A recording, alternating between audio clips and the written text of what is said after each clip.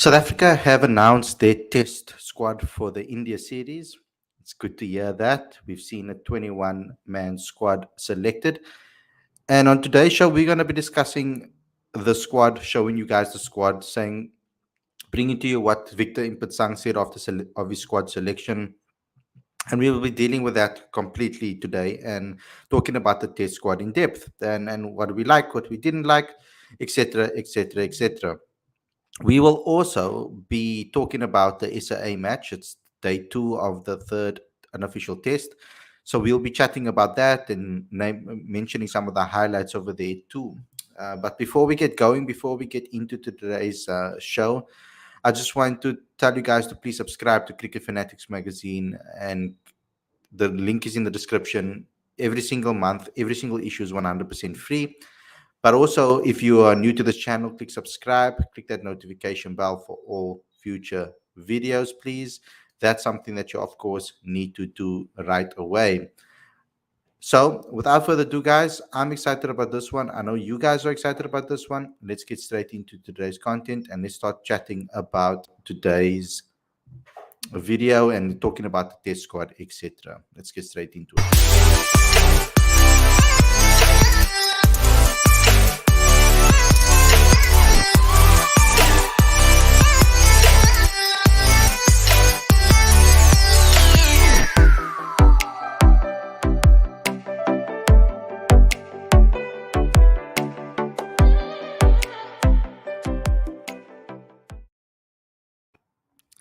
Good evening, everybody, and welcome to Cricket Fanatics magazine. This is your daily show. I'm your host, Khalid.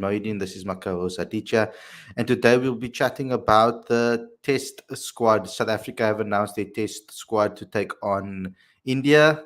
Such a great thing to see, such a great thing to know that we're going to get some test cricket going, etc. And we're going to be talking about the squad, of course, and everything that we need to know about the squad. Vern is with us too. So it's going to be a nice in-depth discussion over here. So let me get the ball rolling, guys.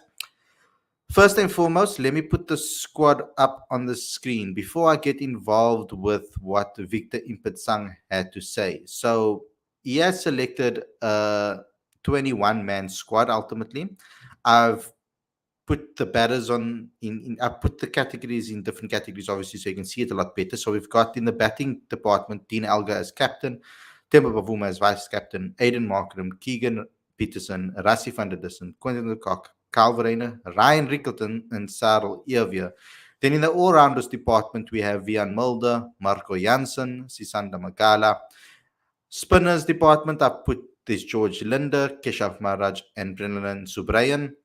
And then from the seamer department, we've got Kagiso Rabada, Björn Hendricks, Anik Nokia, Lungingiri, and Duanne Olivier and Clinton Steerman. So it's a nice, very well-balanced squad, I would say, bar from maybe one or two, but we'll speak about that more in depth on this particular show. Ultimately, what Victor had to say is the following. He said that we as selectors are excited for the return of Test cricket. This format is very important to CSA, and keeping it relevant and alive is one of the organization's priorities. We are really looking forward to the return of Dean Elgar and his men. It's been a long few months since the last time we saw them dominate in the West Indies. We are confident in the team that we have selected and believe fully in backing the talent that we have unearthed and cultivated over the last couple of seasons and giving players the backing that they deserve when they have continuously done well over a significant period of time. He goes on to say this test series is also important in terms of getting some points in the test championship table, and we are confident that this group will pick up from where they left off and give us a good show on home soil. On behalf of the selectors, I would like to wish Dean Elgar, Mark Boucher, and the team all the best for the next few weeks of what I'm certain will be really entertaining cricket. So that's what he had to say. He never really went in depth with regards to the actual selections itself and his thought processes behind each and every selection exactly.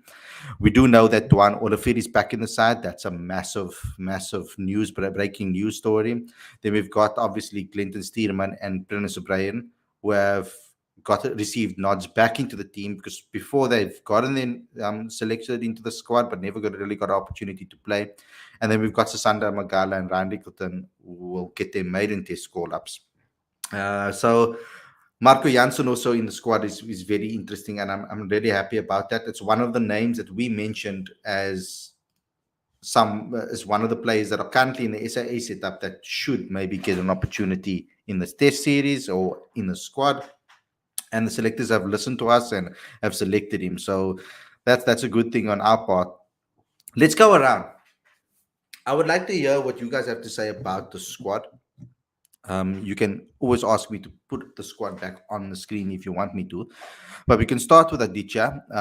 My only worry is not worry, but I would have rather went with a guy like maybe Tony DeZorzi in this particular squad. I know someone like Cyril Irvia has played a long time in the setup, etc., and he's really done well. But I feel like a guy like Cyril, what's the point of picking him in a squad if you're not going to start him at this particular time in his career? So I would rather take a younger guy in the squad, let him learn from the environment and learn from playing one of the best teams in the world, rather than giving a guy like Cyril Irvia an opportunity to just sit on the bench and carry drinks. I think someone like Tony DeZorzi would probably learn from that experience a lot more. But that's just my opinion on that particular one. Aditya, let's start with you and then we can move on to Werner. Just let me know if you want to see this test squad again.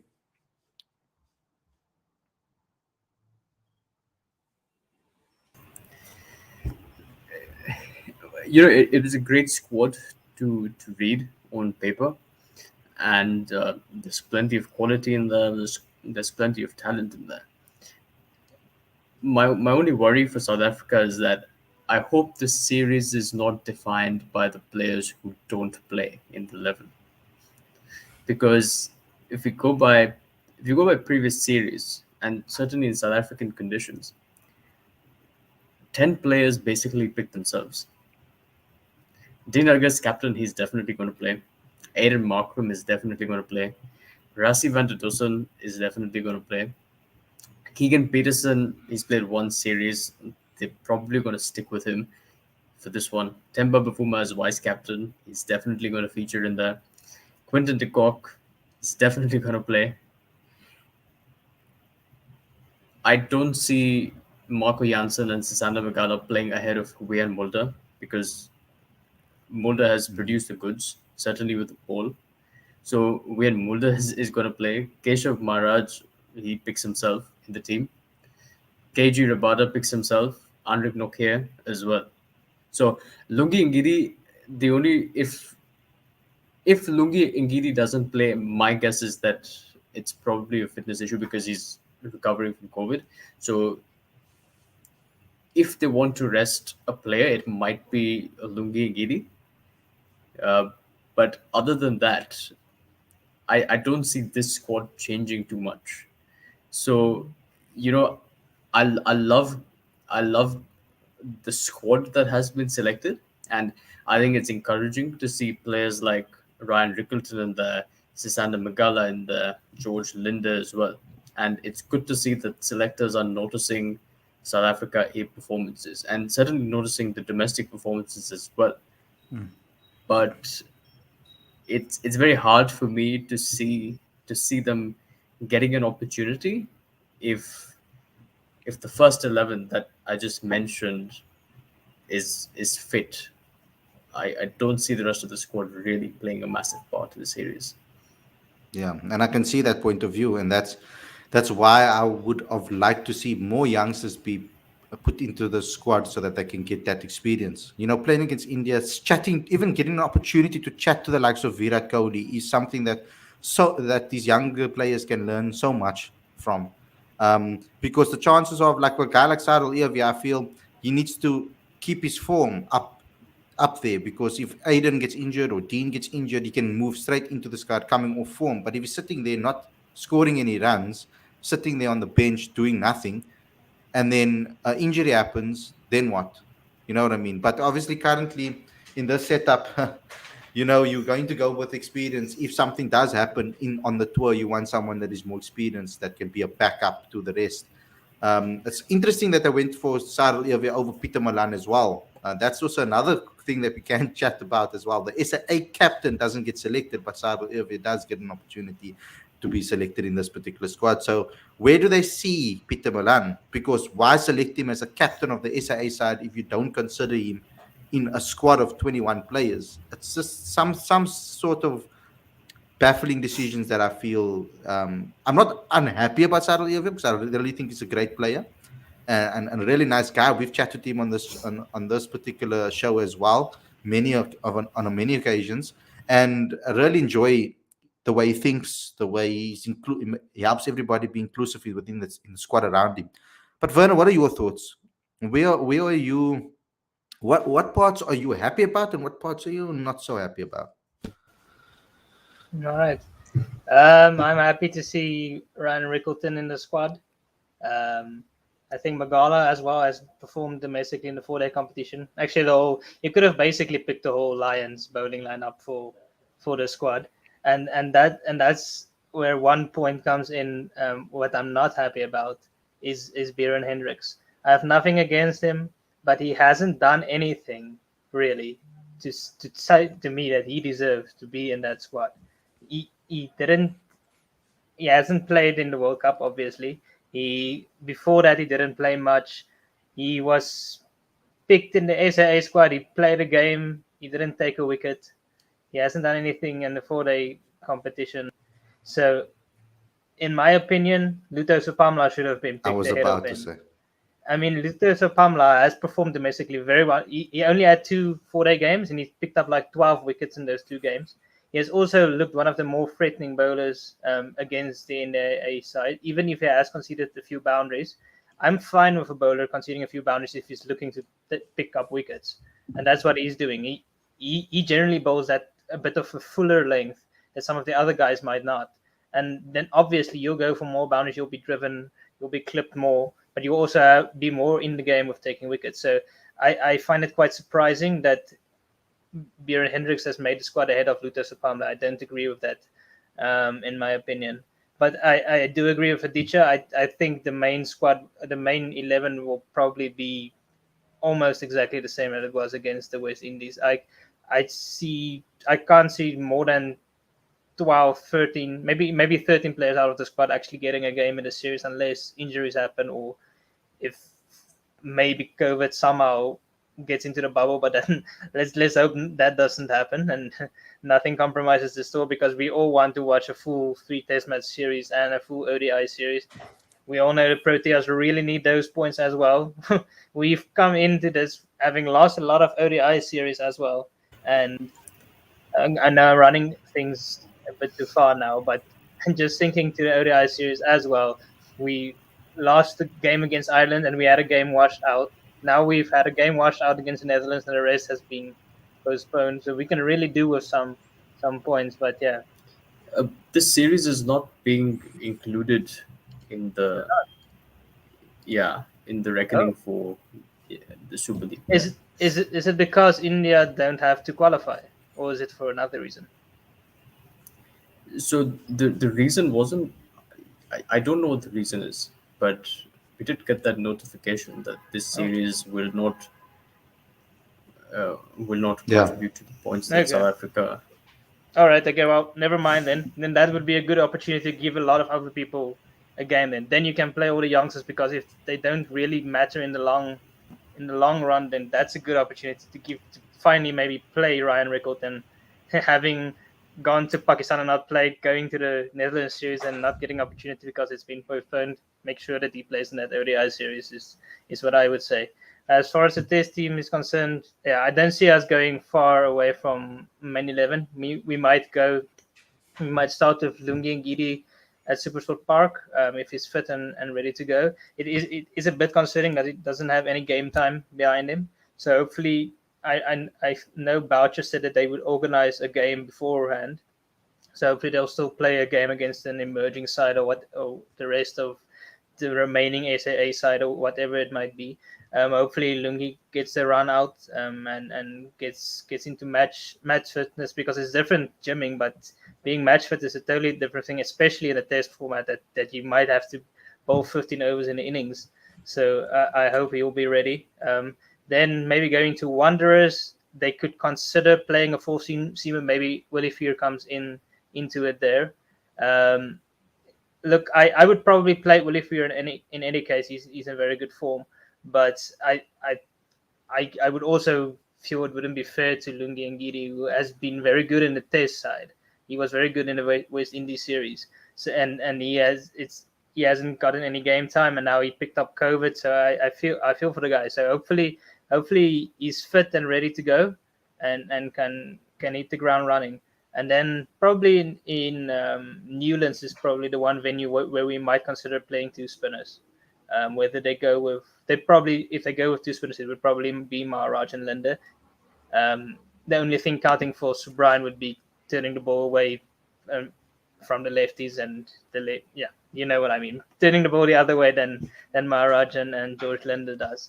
But yeah, overall, I agree with Aditya. I think the greater squad, people like Björn Hendricks and Ryan Rickleton and Marco Janssen, who, by the way, I've been very impressed with. I would love to see him get a run out as well, but uh, I don't see the greater squad really playing. They'll be around for in case of injuries or if something else happens. But yeah, I'm sorry, guys. You saw my phone now. I'm just trying to get a buy to work. A buy? No, it's just not working. Yeah, I'm here. Uh, Can you hear me? can I can hear you though, but can you just maybe turn off your camera? That's How about now? that's perfect. There's just a All little bit right. of an echo coming on your side. So you can put on your camera when I talk to you. I just want to ask you about the particular squad. What is your thoughts on the squad currently, Abai? First of all, before I say anything, is my face visible? No, your face isn't. No. That's why. Yeah. You know what? I'm just going to talk anyway. But I'm going to say this: the potential comeback of Duanne has me smiling from ear to ear. Honestly, I was so excited to hear that he's back in the squad, and it's so good to know that the guys who put in the hard yards in the domestic scene did well with either bat or ball. Found their place in this squad. I'm happy for Rickleton, Ervia, and Magala, to name a few. I'm not exactly certain if they're going to get a lot of game time, but I think the experience being in and around the squad, it'll be good in itself. But other than that, I think when it comes to the starting 11s, it's going to be similar to the guys who played in the West Indies series, like what Werner mentioned a few minutes ago. But all in all, I think it's going to be a very close fought contest. With the South African squad announced, I feel that we might have a little bit more home advantage than it seems. I hope the Proteas can win the series. Yeah, I think all of us hope that we can do that. And I'm hoping that we get. How can I explain this? Oh, that's better, but keep it like that. Because that thing's distracting me and I'm getting distracted.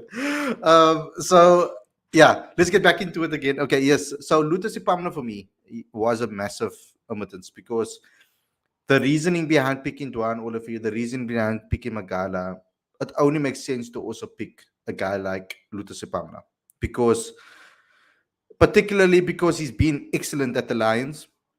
Duanne Olivier has spoken a lot about how he helps him actually bowl better. So when they're playing at the Wanderers, imagine a seam attack of all three of them being involved somehow, or one of them being involved. So it's one of those things where you don't know who's going to be selected out of this. Is Duanne Olivier going to get a game? I mean, Lungi Ngidi is so injury prone. I think currently Duanne Olivier will probably get the nod ahead of Lungi because I don't think Lungi is ready for this. So it's tough to recover from COVID. There's some people I've heard some people speak about I haven't had COVID yet, so I can't really speak about it. Maybe we can have other guys that can speak about it. But I know from my parents and etc. They and my sister, they all got COVID, and they still feeling some effects from it. So long ago they've had it, but they're still feeling effects of it. And I've heard people that have effects with their breathing, etc. From that. So Teacher, jeez, this is gonna be a laughing stock of me. Abai, you just made us came on here. You made us laugh. Abai, look here. I want to ask you one thing because I've asked everybody the same question. And Abai, what I want to ask you is there a name that maybe didn't get selected that you would have liked to have seen? This is a tough question, but if I had to come up with something on the spot, I would probably have to concur with Werner here and say Ludo Sepamla. I mean, he took 3 wickets today, and he bowled a pretty good spell. I watched the highlights of today's play a little bit here and there before I wrote up the match report. Also, those of you who are looking at the website, you can catch all my previous match reports on cricketfanaticsmagazine.com. But yeah, I think that I'm not able to come up with another name off the top of my head. But if I do, I'll be sure to cut in again. Cool. Okay, so let's move on. I think we've spoken enough about this particular squad. Can we speak about the SAA game? Wait, Khalid, I came up with another name. How about Simon Harmer? He took I think wickets in a recent first class game, and he can bat down the order too. I think he would have been a valuable addition to the Proteas squad. Yeah, so Simon Harmer is an interesting one. I don't think that they will play 2 spinners. So I think that's the mindset behind not picking a guy like Simon Harmer in the squad. And also I feel that because they back a guy like George Linder as an all-round spinner as well. We don't know the situation with Simon, whether he's made himself available for South Africa or not, because from Victor Mpasang and what he said is that if the Kolpak players make themselves available to play for South Africa, he will select them if they're doing well. So I would like to actually speak to Simon and actually ask him if he's been approached even, because it would be puzzling if he hasn't been even approached. Because when you look at these numbers currently in the setup, it's ridiculous, these numbers, when it comes to this season alone. So ultimately, he should have been in contention, and I agree with you guys on that, because everybody should get an opportunity, no matter what, whether they were a Kolpak player or not. So it's one of those things that we don't know, because we'll only know if we speak to Simon. Literally, it's something we can speculate. We could say that he should be in the team, but we'll only be able to know if we speak to Simon himself. So maybe I can try and get hold of him and actually ask him whether or not he would want to play. Because the Kolpak players, there's a reason why they signed those Kolpak deals. And if the problems and the reasons for them signing it hasn't dispersed or hasn't changed, then I don't see them wanting to play for South Africa. Then why should they want to play for South Africa if those reasons aren't there, But Simon's always come back to South African domestic cricket, and that's why I do respect him to an extent, because no matter what happened, even though he did sign a Kolpak, etc., and move, he always came back to domestic cricket and tried to give back wherever he was at. So I do respect him for that. It was excellent on that, in that regard. It's going to be interesting what we're going to see in the ODI. I would like to see who's going to be in that ODI squad, because I think that's where the rest of the guys that we all like Michal Pretorius, etc., should be selected in those teams. I hope that happens and that there's an opportunity over there. But like I said, let's move on. Let's move on and go onto the SAA game, and let's talk about what happened over there. Abai, you did the report. Do you want to do the honors by just leading this conversation first and foremost, just giving us a quick summary of what happened? Yeah, I can lead into the A just before I segue into that. I just want to say one thing real quick about the Kolpak players. It's nice to see them back in the domestic scene, and we as fans we shouldn't be angry about the fact that they chose to take up Kolpak agreements because it's sort of like how people change jobs. Like if there's a new job that offers them more money, they're naturally going to gravitate to that, and it's good to see them back in South Africa and put themselves back in contention to play for the Proteas. So in that regard, I think there's lots to appreciate in Duanne Olivier. Um, yeah, so now let's go to the A games. The A game is um, India has fought back well, and now I like to think that they're ahead, not margin, but they're definitely they've got their noses. They're behind by only 39 runs, and they have in hand. And it took a double strike from Luta Sapamla to kind of rein things back. But credit has to go to Vihari, who scored 63, and Ishan Kishan, who is still unbeaten on 86. Good chance he's going to score 100. I guess the first session of the next day is gonna boil down to whether the South Africans are able to wrap up the inning quickly, or if India is going to runs to so that's where I stand on this game, and just like the previous game, it's been a very neck sort of contest, which is good to see for cricket. Yeah, thanks a lot, Abad. There's a massive echo coming from your side. So yeah, for the next stream, let's sort that out and figure out what's going on over there. But thanks a lot, Abad, for coming on. We'll chat to you again very soon. Thanks a lot for giving us your insight on the team and on the SIA team, etc. We'll try to get that thing sorted out, your echo, etc. Yeah, of course. Thanks for bearing with me. No problem. Okay, guys. So SIA, India A. India is kind of in the lead a little bit, and I feel that they're taking not in the lead, but I'm saying they're taking control of this match. There's no doubt about that so far. Ishan Kishan is just excellent. I love that player. I think he's an excellent talent. So let's start with you, Aditya. You happy with what you've seen from your India A side? No. uh, Look, I think it's great to see Hanuma Vihari and Ishan Kishan score runs, but this is an opportunity for the top order to really come good.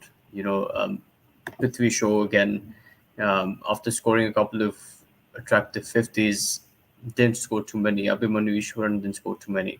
28. Devdutt Padikkal, huge expectations from him. He went out for 8. So I would have liked to see these players score more runs because your middle order can only bail you out so many times, and I'm happy for Hanuma Vihari because he's probably going to feature in India's playing 11 when the score is announced. And very happy for Ishan Kishan as well. But I think India's done well to get to 229, but I can't say that they're well ahead of South Africa in this game. Werner? I can't add too much. I wasn't able to follow the game too closely today. I was a bit disappointed that the SAA side didn't make more runs this morning. They were bundled out quite quickly.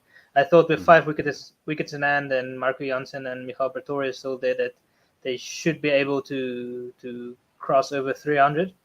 So I was a bit disappointed that they got bundled out that quickly without really putting up a big fight. Obviously, Jansen stood on the other side and watched the wickets fall, so not much he could have done. But yeah, good to see.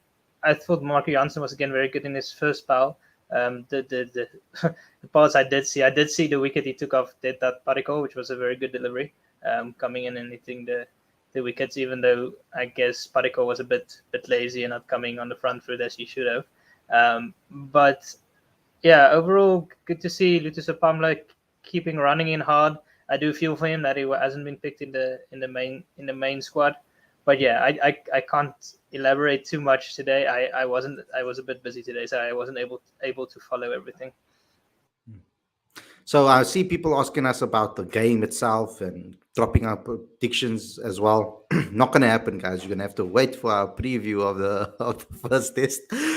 Luckily for us as well, it's a perfect period for us that it's starting on Boxing Day, that the first test is on Boxing Day, because it was going to be quite a rush for us because we have a World Cup petition, or under 19 World Cup petition coming out. I think it's the first time ever that someone's put under 19 players on the front cover of a magazine. So I'm really excited about this edition. It's a full behind the scenes kind of look at some of the players, coach, what he had to say. I interviewed him. So you guys will see that exclusive interview on the day. So please make sure that you bookmark it when we do launch that particular video. It will be probably about an hour before we launch that particular issue of the magazine. So around about 1-2 o'clock, just keep an eye out for that, and please go ahead and watch it and comment and do all of those type of things and share it with everyone, because we're really excited about this issue. It will give you some nice insight into some of the players and their thought processes and etc. When it comes to that. So guys, thanks a lot for tuning in. I think this was a very enjoyable show. Just remember, guys, I know we don't always get to your comments. If you want your comments to be read, just get involved with the super chat. I've seen some of your names over here in the live chat giving super chats to football channels and other channels out there. So I've seen it happen. Same profile pictures. I'm not going to mention names over here. So if you guys can support other channels, please support us. If you want your questions to be seen and you want your answers, you want us to answer your questions directly, please get involved and get involved with the super chat. It's literally like buying us a bubble gum or something, guys. You don't even have to spend a lot of money on it. It's just a small little super chat to this help us go and keep this channel nice and ticking on, etc. We're also going to be releasing, if you guys know any businesses, etc., we're going to be releasing our red card very soon, because currently on our Facebook page and on our website, we are getting crazy numbers at the moment. Our Facebook page is reaching up to 1 million people currently, so you guys need to go ahead and get involved over there, like that page as well, and share it with everybody, because majority of your comments, etc., and your insights from Cricket Fanatics magazine is on our website. A lot of the news updates, a lot of the opinion pieces, there are some excellent features. Like we shared one from a previous issue of a magazine where Gary Kirsten spoke about someone like Dean Elgar. I see Arvind asking how to give a super chat. There should be a $sign at the bottom of your screen. It depends on where you are operating from. If you're watching it on your laptop, there's a $sign on the bottom of your screen. I think on your mobile too. I'm not 100% sure if it's on your mobile, but there should be a little $sign that you click, and then you can put an amount and anything that you want with your question. So I know that you can't do it on a PlayStation, or on an Xbox, wherever you want to watch YouTube, if you're watching it on your TV. So I know that those type of things you can't. And if you're streaming it on your smart TV, you can't either. So if you're watching it on a laptop and your mobile device, I think you can. So go ahead and please support us as best as possible. Let's take a few questions before we go, because I don't want to not take any questions that are over here that have been coming in. If you guys do have any questions. So I'm going to take the latest ones, because I'm not going to go right to the top. There's been quite a lot of comments. So we've got one from Saif Ali saying, who is the best, Temba or Dzozi, please? That's tough to say, because Tony Dzozi hasn't played international cricket yet. So Temba has done it he might not have scored hundreds, but he scored massive, important 50s, half centuries for South Africa in the past. In times of need, in times of trouble, when you find yourself in times of struggle, Temba Bavuma comes to me, speaking word of wisdom, little P. So he smashes a quick half century. He does things like that, and he goes ahead and takes us out of our spot of bother. He's done it on many occasions. Sri Lanka, there's been times against India, England, there's been occasions Australia. So there has been occasions when Temba has done that. We obviously want to see more from Temba. We want to see him score bigger centuries. I think that Dzozi's ceiling is probably higher than Temba. based on talent alone, if I look at it. But we're going to have to wait and see how he does in the international setup when he does get selected. It's very difficult to compare a domestic cricketer that's only been doing domestic cricket to an international cricketer. The levels are completely different. So I don't know if you guys want to weigh in on that. It's hard to compare a player who's been on the international circuit since 2014 with someone who's yet to make his debut. Tony DeZorzi is undoubtedly a talent, and he'll definitely play for South Africa at some point. Temba Bavuma, um, it is important for him to notch up a few hundreds because I think there's been a lot of pressure on him on social media, and I think the best way for him to respond would be to score big runs. So Temba Bavuma is a talented player, but he does need to step up. Werner, you want to answer this one? Give it to you. Put you in the spotlight over here. Maybe I should put you in the spotlight once away. It's Right there. it's funny because I believe I talked about this ahead of the West Indies tour when Algar was announced as captain, and I believe at that time they didn't announce the vice captain, and I think I spoke about it, that I thought that Aiden Markin will be made the vice captain because he would probably be the natural guy to take over from Algar in a few years' time. So it doesn't really make sense to me. Okay, so let me say it like this. So it makes sense because Bavuma is the ODI captain and the T20 captain. So in the one hand, it makes sense to make him the vice captain. But if Bavuma is not settled in the test squad, and we aren't 100% sure that he will still be in the test squad 1 year from now, but we say that Markram probably will because we all know that he's probably the future for us and probably one of our future leaders, then it would make more sense to me now to make Markram vice captain, to follow the lead under Algar, to make some decisions, help him make some decisions on the field. He'll just grow even more. Obviously, he's done it a bit at the Titans, and he's also played under Algar at the Titans when he was captain. So it would make sense to me to have Aiden being vice captain. Mm-hmm. Interesting. I also think that too. I've always been a fan of Aiden Markram as a captain. I think that he's an excellent leader, and I think with the momentum that he's taken from the T20 World Cup and he's shown to lead with a bat in that particular tournament, I can only see even Rassi, I think, would have been a good shout for vice captain. I think Temba needs to focus on his batting when it comes to Test cricket and really try to get runs. I mean, me personally, it's now time for Temba, I think, to take more responsibility in the Test team. I would even swap him with a guy like Keegan Peterson. Let Keegan bat lower in that role that Temba's playing. Because I think that Keegan being a newer guy in the side, we should protect our newer guys in the side. The senior guys should take more responsibility. But then again, you don't really want to, like Aditya always says, why do you want to fix things that are not broken? So those are also concerns that we do have over here. Do we play Mulder as the fourth seamer? I think so. He could. I mean, me personally, I think he could even play as a dependable on what Keshav does in this particular series, and dependable on whether we pick another spinner or another seamer. I mean, I would even look at Vian maybe as the third seamer in the side.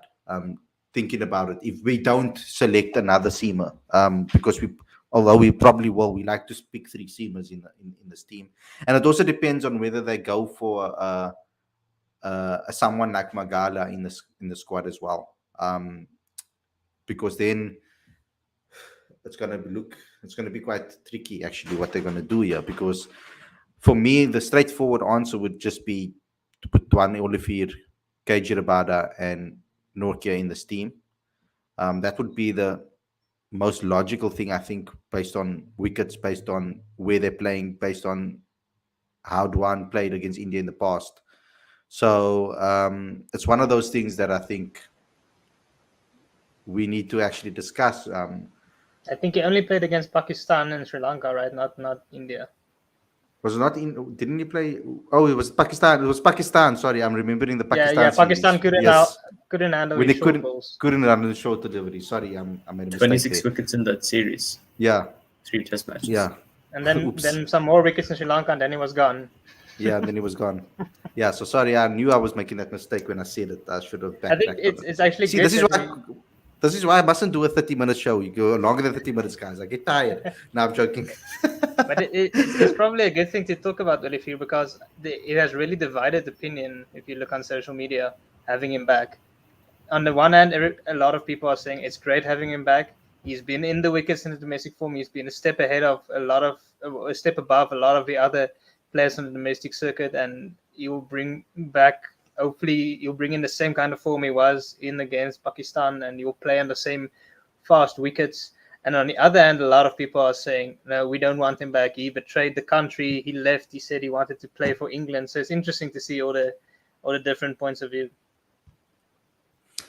Yeah, so that is an interesting point of view because to me, it's always about what the intentions were and the manner in which people leave.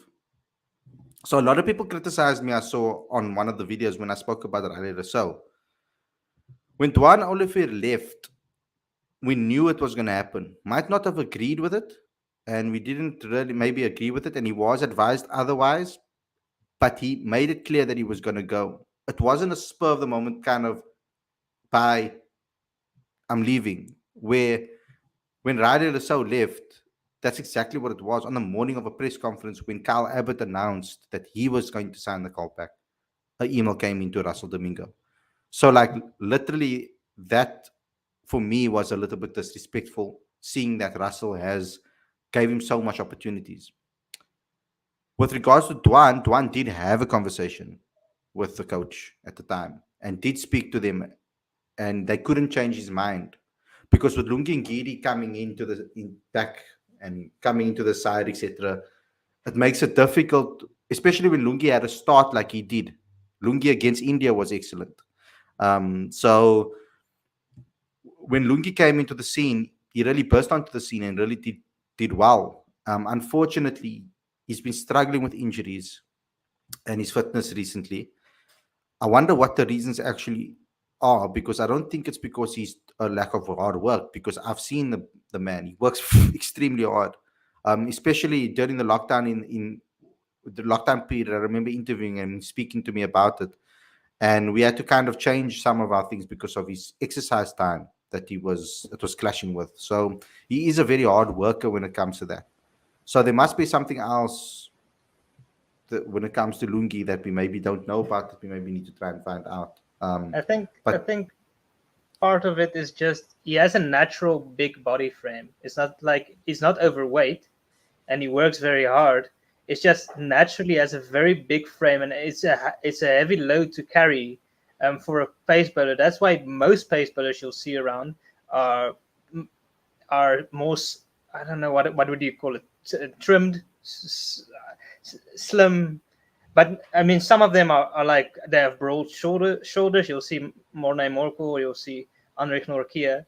But Lungi has from the start had a very like big, I don't know if it's sounding weird, but he has a big frame naturally, so it puts a lot of strain on his knees, and so I think he needs a different kind of training program. I feel.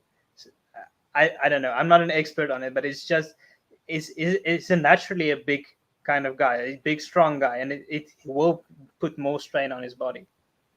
Mm. You know, talking about Duanne Olivier still, it's not the same Duanne Olivier that we saw against Pakistan and Sri Lanka.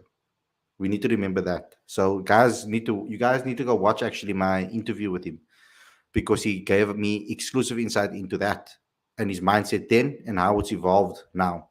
There's a lot of things that he learned in England that he's added to his game. So the guy that you saw against in test colors won't be the same guy that's going to walk out onto the field when it comes to this test, if he does get the opportunity. He's added a lot of variations to his game. He's his lengths are different. He's changed things up so that it's not just that stock short delivery, which he actually admitted to in my interview. He said that's exactly how I used to bowl. It's just like bam, short, and just parade people with that. But let's get your final thoughts, Aditya. Well, I think if we're talking about Duanne Olivier replacing Lungi Ngiri, it may be worth considering Marco Janssen in there. Left armour, can bowl in the 140s and can contribute with the bat as well.